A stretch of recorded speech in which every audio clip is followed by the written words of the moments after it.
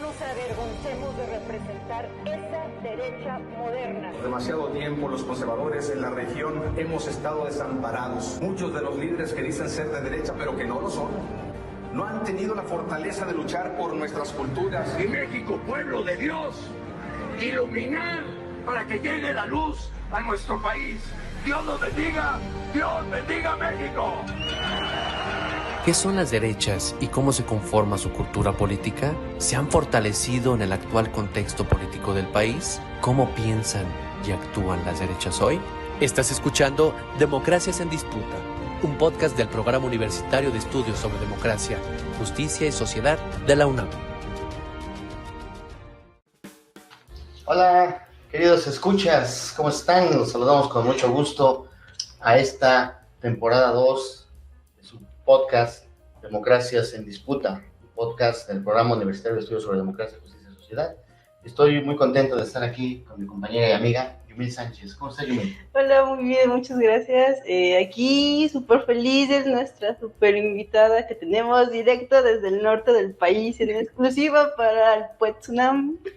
Así es, agradecemos muchísimo a Laura Medellín que haya aceptado estar con nosotros en este podcast que está teniendo afortunadamente mucha aceptación porque estamos cada semana presentando un invitado, una invitada especial que nos pueda hablar precisamente sobre las derechas en México. Y hoy en día pues tenemos un tema que es muy interesante, sumamente interesante, las derechas empresariales. ¿Qué te parece el tema?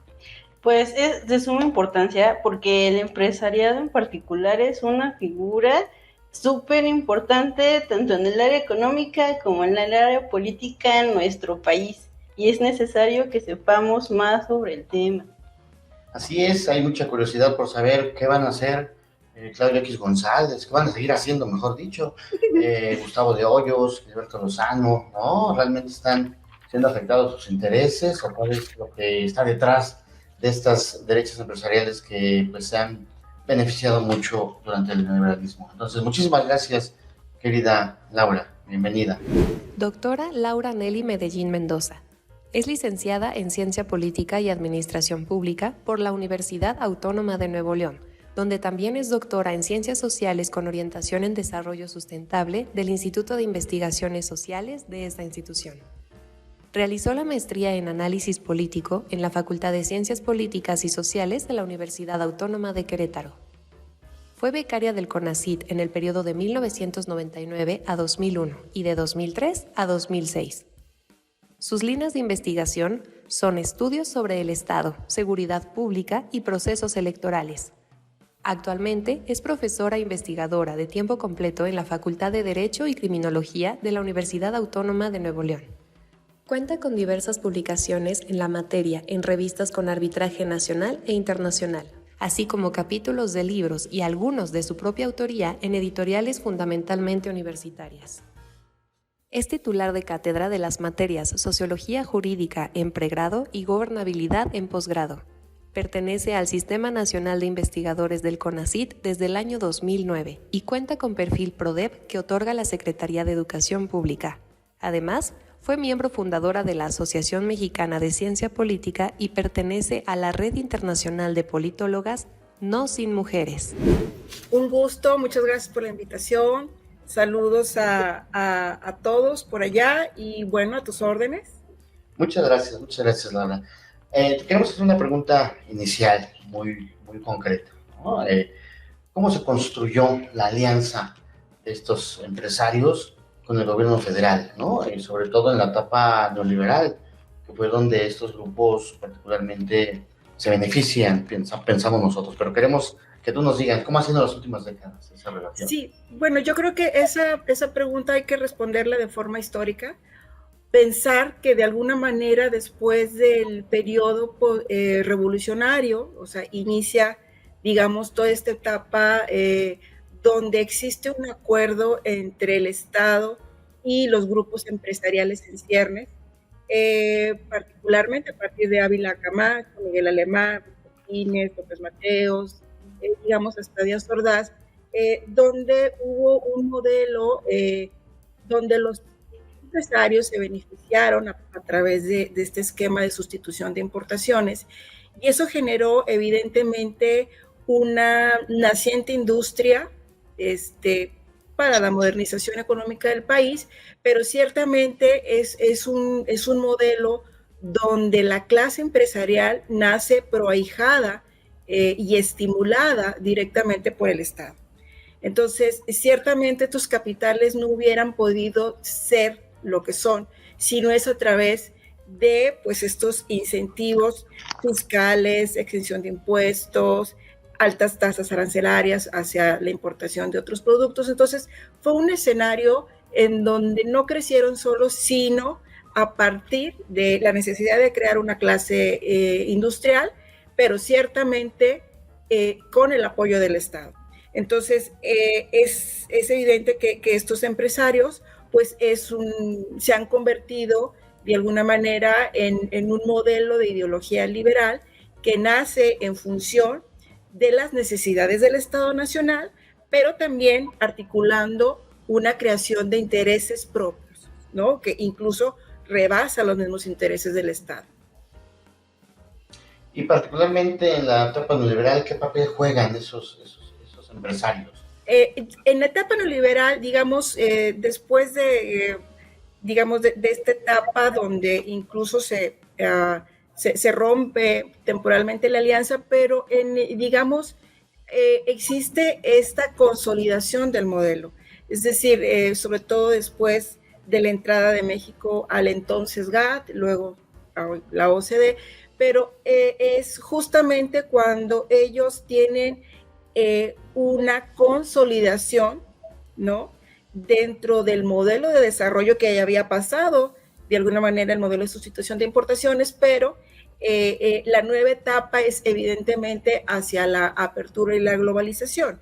Ciertamente no todas las empresas tuvieron, la oportunidad de montarse en la ola neoliberal con buenos resultados, pero aquellas que sí lograron tener, una cierta ventaja competitiva internacional a convertirse, en empresas transnacionales, pues eso creo que ayudó mucho a una relación de conveniencia entre el entonces Estado virado o girado hacia el modelo neoliberal con Carlos Salinas de Gortari y estos empresarios que se montaron en este discurso y en esta narrativa de la liberalización económica, ¿no? Que nunca estuvieron en contra.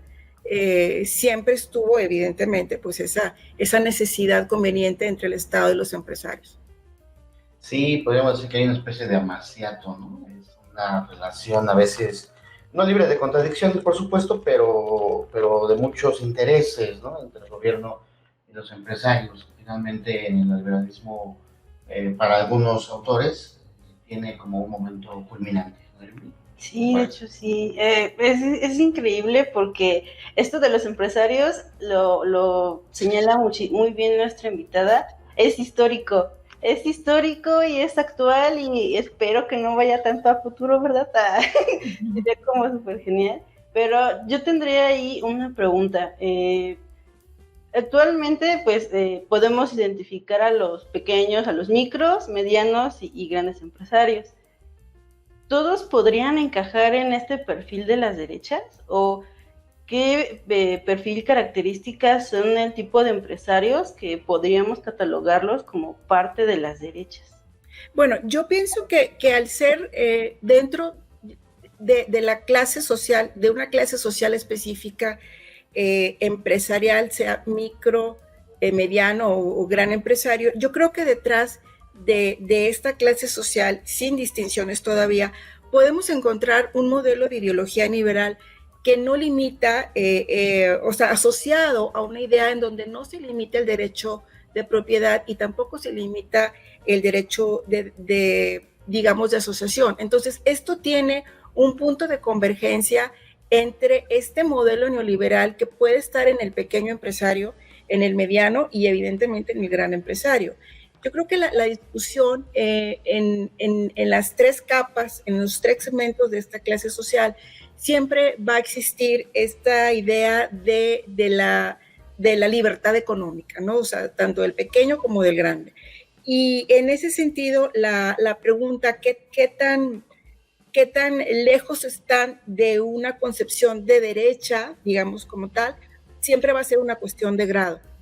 Es decir, hay algunos que van a optar abiertamente por una militancia política o por una organización específica de defender al gremio, ¿no? Entonces ya tienen una articulación institucional, política, ideológica de cara a la opinión pública, y a algunos otros no les va a interesar, digamos, tener ese tipo de preferencia, de que los vean ante la opinión pública.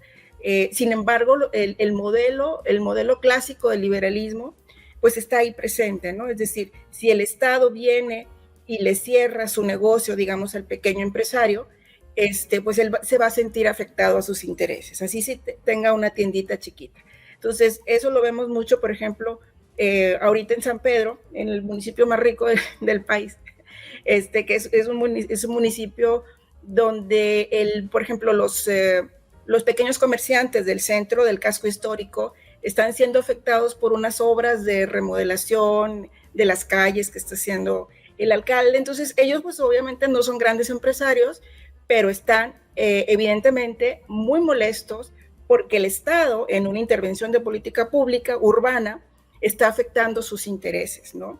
Y han tenido que cerrar y han despedido empleados. Entonces, es un enojo que ciertamente afecta sus derechos a la libertad económica. Entonces, me parece que aquí siempre es una cuestión de grado, pero como clase social siempre va a estar ligada hacia esta visión del liberalismo económico y que los puede llevar a optar hacia una militancia que los caracteriza ya como de derecha. Sí, claro. Pero ¿estarías de acuerdo entonces que la mayoría de los empresarios lo que quieren es justificar el orden capitalista, beneficiarse de las desigualdades sociales y tratar de mantenerlas? Sí, porque ellos, parte del discurso que se ha mantenido, y eso lo han hecho los especialistas del siglo XIX, Miriam Galante y otras que hemos estudiado para analizar el pensamiento de la derecha, ellos siempre en el discurso siempre han hecho la conexión en que el interés individual es el interés de la nación. Entonces, sí se protege el interés individual, el derecho de libertad, se protege de alguna manera el bien común, como ellos le llaman, ¿no? En la construcción discursiva es el bien común, pero no necesariamente el interés individual lleva hacia el bien común, pero esa es la tradición de la derecha, ¿no? Y que se ha instalado pues desde la construcción de los estados nacionales ilustrados, que lleva de alguna manera estos derechos de libertad y de asociación y que llevan directamente hacia los derechos económicos. Pero evidentemente son los derechos económicos que también justifican una acumulación originaria del capital sin tener una intervención, o más bien no les interesaría que el Estado regule, o sea, lo menos ingerente en la regulación de esta acumulación originaria del capital. Sí, sumamente interesante, porque me surge la duda, no sé a ti, Yumil, ¿qué pasa con los empresarios en el periodo actual? Sí, porque los empresarios en el periodo actual, bueno, desde que empezó el sexenio, han estado en oposición a la mayoría de las políticas, incluso públicas, que quiere implementar el presidente. Bueno, hasta ahorita. Porque así es que, digamos, hay como dos etapas. La etapa donde no podrían haber acumulado esta intervención del capital sin que el Estado les diera una certidumbre jurídica respecto a esta acumulación, ¿no? Entonces, toda la creación de derechos y toda la posible mínima afectación a sus intereses de acumulación. En ese sentido, el Estado, con el modelo de sustitución de importaciones, pudo, de alguna manera, generar las condiciones fiscales, las condiciones de restringir los derechos de la clase trabajadora, del movimiento obrero, de alguna manera para generar este capital inversor, ¿no? Es decir, asegura que la empresa no tenga problemas de huelgas o lo que tenga que pagar muchos impuestos. Cuando llega Andrés Manuel, bueno, incluso desde la campaña del 2006, una de las apuestas y parte del discurso de campaña era que los grandes empresarios pagaran impuestos, porque este esquema de condonación de impuestos o de exenciones fiscales, o que también se le llama la amnistía de impuestos, es decir, no pagan, era parte de los acuerdos tácitos e implícitos entre esta clase empresarial que se queda acostumbrada desde el modelo de sustitución de importaciones a que si quieres que invierta, pues nomás no me exijas que te pague impuestos, o lo hago en un mínimo porcentaje, ¿no? Entonces, parte de la guerra sucia en el 2006, ¿no? La primera vez que intenta López Obrador fue justamente estos empresarios que arman toda esta campaña negativa, donde diciendo que era un peligro pues para México, pero en realidad pues era un peligro para los intereses específicos, justo el tema fiscal. Cuando llega después Andrés Manuel, hay una reforma específica al artículo 28 constitucional que se aprueba en el 2020, ¿sí? Más o menos 2 años después, y queda dentro del articulado constitucional, en el artículo 28, en donde se prohíbe la condonación de impuestos. O sea, este es uno de los puntos neurales dentro de la agenda programática de la izquierda, es decir, de Morena, y que queda consagrada dentro del entramado constitucional. O sea, se prohíbe la condonación de impuestos y las exenciones fiscales. Esto implica que evidentemente estas empresas que se habían beneficiado por décadas de estos acuerdos implícitos, pues están obligadas ahora a pagar. Entonces ya tenemos como la lista en donde SAT ha tenido que llegar a acuerdos o les ha exigido que paguen, ¿no? O sea, que a lo mejor paguen en partes, pero que paguen. Entonces ahí está la lista de las empresas, de las grandes compañías transnacionales y digamos de capital nacional, que no pagaban impuestos. Y el caso más emblemático es FEMSA, por ejemplo, ¿no? Donde paga más de 8,000 millones de pesos que se le debían. Había empresas que no pagaban impuestos desde el 2013. Y así, o sea, un montón de empresas que se habían acostumbrados a no pagar. Entonces, esta referencia al nuevo entramado constitucional es muy importante, porque esto implica que el Estado trata de recuperar esta autonomía fiscal que se le había sido arrebatada, ¿no? Sí, sí, claro, es muy, muy interesante, importante lo que comentas, ¿no? Porque incluso hay todavía resistencia, ¿no? De Ricardo Salinas Pliego de pagar los impuestos, o hay confusión a veces, ¿no? Porque finalmente AMLO también se ha acercado a distintos empresarios, y está ahí, por ejemplo, Alfonso Romo, que jugó un papel muy importante al principio del sexenio.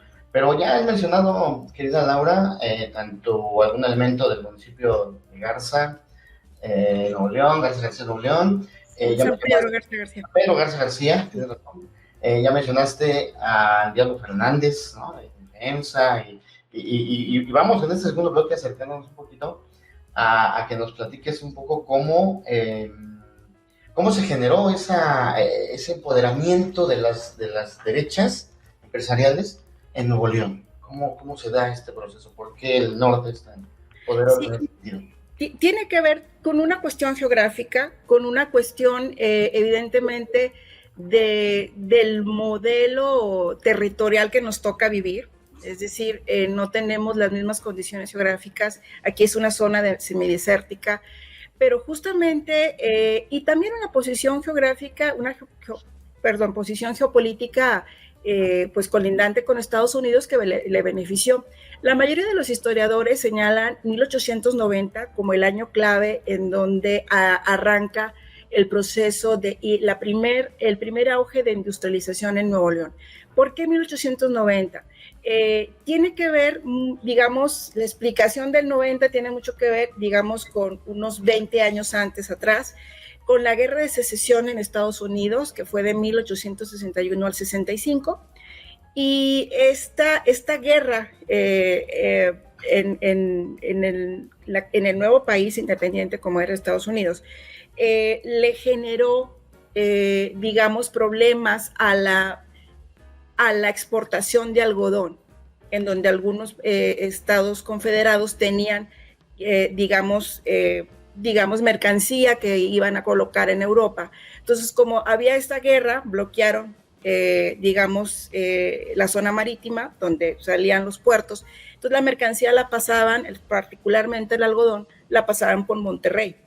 Entonces, se convirtió en un trasiego de mercancía, evidentemente, donde los empresarios, que bueno, no había de dónde, bueno, pero empezaron a comerciar el algodón, y así es como se generaron los primeros capitales endógenos. ¿Y por qué les llamamos endógenos? Porque en este momento no necesitó del Estado para generar, digamos, su propio acumulación originaria de capital. O sea, ellos hicieron mucho dinero a través de este trasiego, a veces lícito, a veces ilícito, porque hay también de las dos vías.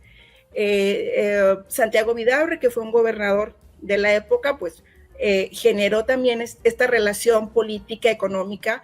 Él era gobernador y benefició a los suyos en este tráfico, a veces legal, a veces ilegal, en el algodón. Entonces, así es como se hacen de capitales estos grandes nombres, ¿no? Cuando llega la hora de invertir, entonces invierten en la cerveza, en la producción de la cerveza, invierten en la metalurgia, invierten posteriormente en la textil, digamos, de menor calado, pero es fundamentalmente la metalurgia, así es como nace el Fundidora, ¿no? Y Cervecería Cuauhtémoc nace, digamos, también a finales del siglo XIX. Luego la industria del vidrio, digamos que es más de 1909, o sea, ya pasando el siglo, pero ahí es cuando se forman la relación de estas grandes familias dinásticas, ¿no? Los Garza Sada, ¿no? O sea, estos grandes capitales, y van a tener ahora sí el apoyo de los gobernadores, particularmente de Bernardo Reyes, que empieza con este esquema que ya conocemos: exención de impuestos, no pagan impuestos, a mayor capital inversor, mayores te condono la deuda o pagas menos menos fiscal, o sea, pagas menos impuestos, los aranceles los mantengo altos para que tú puedas producir. Entonces, es un escenario perfecto, además del control del movimiento obrero, por si algo faltaba, pues entonces, ¿cómo no iban a convertirse en los grandes capitales de lo que ahora son? En el segundo auge industrial está ligado con la Segunda Guerra Mundial, ¿sí?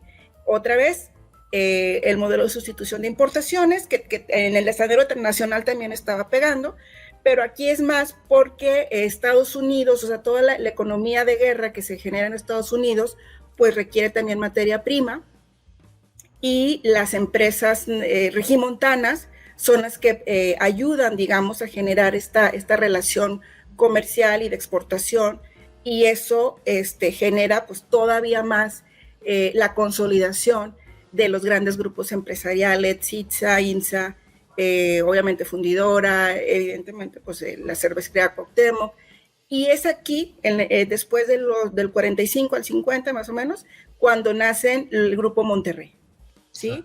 De tal manera que para los años 50 y 60, el Grupo Monterrey pues viene a ser como el referente de los industriales.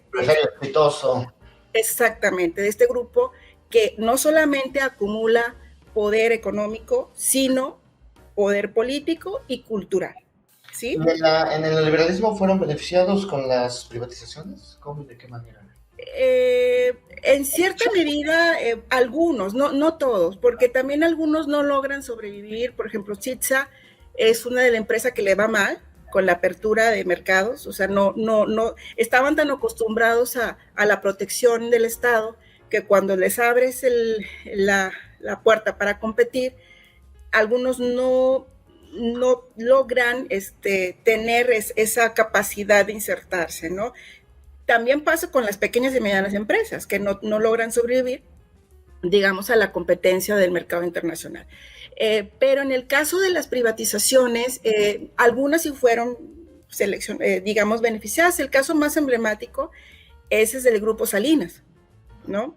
De alguna manera con TV Azteca, que termina siendo pasamanos en este proceso donde se privatiza, digamos, parte de la televisión pública y se da a manos privadas. Es el caso más emblemático que tiene un origen empresarial del regimontano.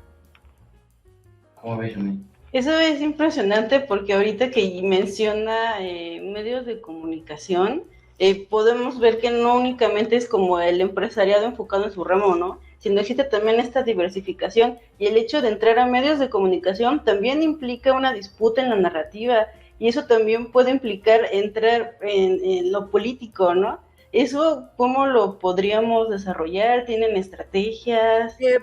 Me parece que ellos han podido, el Grupo Monterrey, digamos, localmente, una de las hipótesis que tengo cuando explico las alternancias en Nuevo León, a mí me queda muy claro que después de la derrota del PRI, el que haya llegado Acción Nacional a gobernar entre el 97 y el 2003 es evidente, pues es los empresarios al poder. O sea, son los empresarios los que toman el control del gobierno.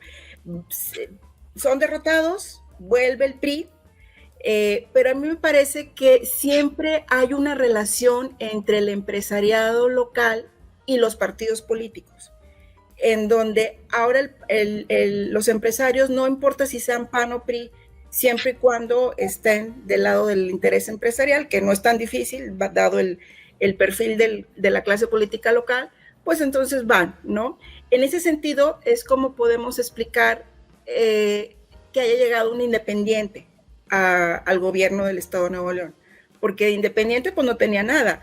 Él rebasó el tope de campaña, el tribunal lo reconoció, pero no se hizo nada, ¿sí me explico? O sea, ese apoyo mediático y ese apoyo monetario que recibía Rodríguez Calderón en campaña, pues evidentemente hay muchas evidencia de que fueron los empresarios. Y la llegada de Samuel también está relacionada por ciertos personajes que estuvieron en su campaña y que están directamente relacionados con los empresarios. Entonces, aquí la hipótesis es de no importa el partido que gobierne, en realidad es el poder empresarial que está de alguna manera relacionado dentro del poder político, ¿no? Independientemente del color partidista, ¿sí? Tendría que ser un partido político pues muy distinto a sus intereses, que rompa, digamos, este acuerdo entre partidos y clase empresarial local para que realmente se rompa esta alianza tácita, ¿no? Aquí es muy fuerte la clase política con los empresarios. Sí, para ir entrando al último bloque de este interesantísimo podcast, querida Laura, ha habido en los últimos años, o sea, digamos, ya dijimos que históricamente están ahí presentes, con sus intereses económicos, pero también políticos. Pero a partir de la llegada de AMLO hemos visto la acción política abierta de personajes como Claudio X González, como Gustavo de Hoyos, o como el mismo Gilberto Lozano, que proviene de este empresariado, tachando a AMLO de autoritario, de populista, ¿no? ¿Cómo explicar estas acciones? ¿Hacia dónde van? Yo creo que son los mismos, o sea, es el mismo grupo de élite empresarial que impulsaron la campaña del 2006, que estuvieron también denostando en el 2012, y que se los vuelven a encontrar ahora agrupados a través de la figura, primero del Consejo Coordinador Empresarial, pero luego a través de un personaje muy interesante que es Claudio X González, que evidentemente pues se presenta a sí mismo como un demócrata liberal y de centro progresista, y algo un poco raro ahí, pero así se presenta en sus redes sociales, pero es un creador de organizaciones civiles, ¿no? Beca los Mexicanos Primero, Mexicano contra la Corrupción y la Impunidad, Litigio Estratégico, el Va por México es el frente político, ¿no? O sea, por un lado es organizar mediáticamente la sociedad civil y por otro lado el acuerdo con los 3 partidos políticos nacionales, PRI, PAN, PRD, para vencer, digamos, a la dictadura que gobierna México, ¿no? Digamos, estoy hablando del discurso que ellos tienen. Entonces, es un personaje interesante porque ahí muestra, digamos, la capacidad de la élite empresarial, porque no solamente es Claudio X González, claro, sino son todos estos membretes de organizaciones empresariales, Consejo Mexicano de Hombres de Negocios, ya mencioné al Consejo Coordinador Empresarial, también Coparmex y otras afines, en donde evidentemente tienen una estrategia porque han sido afectados en lo que más les duele, que es pagar impuestos. Claro. O sea, ¿en dónde les más va a doler? En tener que pagar lo que corresponde, ¿no? Entonces, ahí me parece que sí están siendo afectados y ganaron, bueno, perdieron y ganaron. Ganaron porque la Suprema Corte de Justicia, y aquí enlazo el tema de la Suprema Corte de Justicia, declaró inconstitucional la ampliación del catálogo de prevención preventiva oficiosa en el 2019. Esto es ¿qué decía la ampliación del catálogo? Decía que meritaba presión preventiva oficiosa, digamos esto de la falsificación de, ¿cómo se llama? De facturas, ¿no? La defraudación fiscal y el contrabando.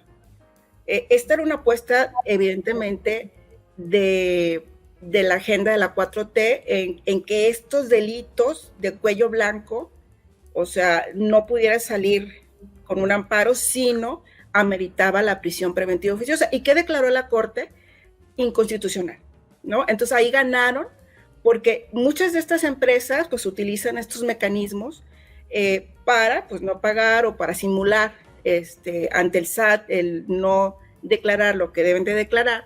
Eso lo ganaron. La Corte lo salvó, ¿no? En ese sentido, en declarar inconstitucional esta ampliación del catálogo de prisión preventiva oficiosa, pero perdieron en el sentido que sí pudo quedar dentro del artículo 28 constitucional, que queda prohibida la exención de impuestos, algo que ellos se beneficiaron por muchas décadas. Muy bien, Yumi. Otra pregunta. ¿Crees que la derecha pueda volver al gobierno del país con toda esta ideología? A veces pienso que la ley del péndulo opera, ¿no? Es decir, puede existir esta capacidad de incidir y de convencer a la opinión pública y al ciudadano común y corriente de que, pues evidentemente, hay que echarlos del gobierno y pueden ganar por las urnas. Entonces, yo creo que no se descarta la posibilidad. Sin embargo, para el 2024, pues sí se espera un proceso electoral altamente competitivo, y evidentemente el derroche de mucho dinero de por medio, que ahora la autoridad electoral debe sancionar, pero evidentemente sí podrían, o sea, sí podrían, sobre todo si existe pues la capacidad de ganar a la opinión pública, ¿no? Las encuestas dicen lo contrario, pero todo puede pasar.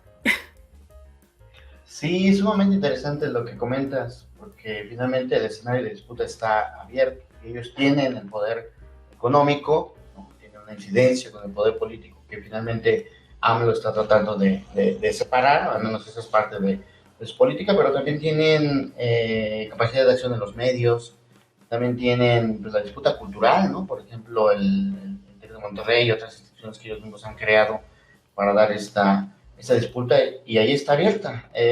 Por último, estimada Laura, el caso concreto de la candidatura de Xóchitl Gálvez, crees que esté logrando integrar, representar, si me permites la palabra, a este sector del empresariado nacional y Nuevo León?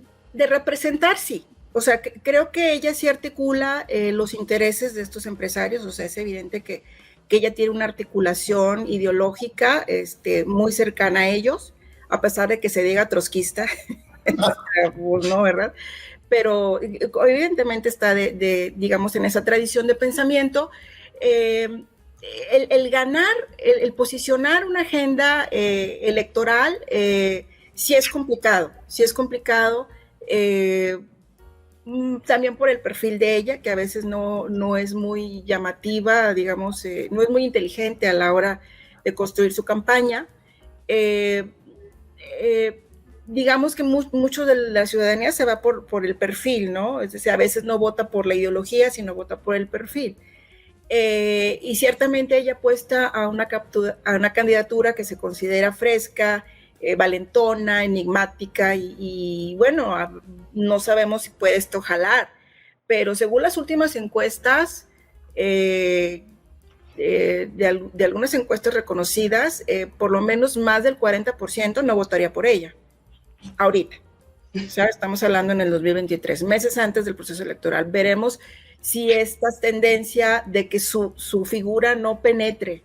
Una cosa es penetrar con los empresarios y con las señoras de San Pedro, claro. Y otra cosa es penetrar sectores medios o sector con el ciudadano que toma el camión, que tiene problemas cotidianos y que no se siente representado por esa agenda, ¿no? O sea, claro. Y eso, bueno, al final de la balanza, pues, ¿quién pesa más en términos de densidad poblacional, no? Sí, Laura, muchas gracias. Pues hemos llegado al final de este episodio de nuestro podcast Culturas Políticas y Democracias en Disputa, particularmente esta temporada 2 que se titula Las derechas en México, proyecto político y rearticulación actual. Agradecemos muchísimo, Laura, tu tiempo. Te invitamos a seguir en proyectos con nosotros y a todos los escuchas, pues, los invitamos a que sigan escuchando nuestro podcast, en donde cada semana estaremos dando a conocer las formas de pensar y de actuar de esta derecha a partir de la voz de especialistas, como en este caso Laura. Muchas gracias, Laura. Muchas gracias, un gusto estar con ustedes a la distancia y habrá tiempo de vernos. Claro que sí. Personalmente. También les recordamos a nuestro amable auditorio dónde puede encontrar el podcast. Puede encontrarlo en las redes sociales del PUET, escucharlo o también verlo en YouTube. Muchísimas gracias. Muchísimas gracias, Laura. Nos vemos la próxima semana. Hasta luego. Este podcast es parte del proyecto de investigación sobre culturas políticas y democracia, realizado por el Programa Universitario de Estudios sobre Democracia, Justicia y Sociedad de la UNAM, con el generoso apoyo del Consejo Nacional de Humanidades, Ciencias y Tecnologías, CONACYT. Conoce nuestro estudio completo en la plataforma digital interactiva Culturas Políticas de Grupos de Derecha en México, disponible en www.puets.unam.mx.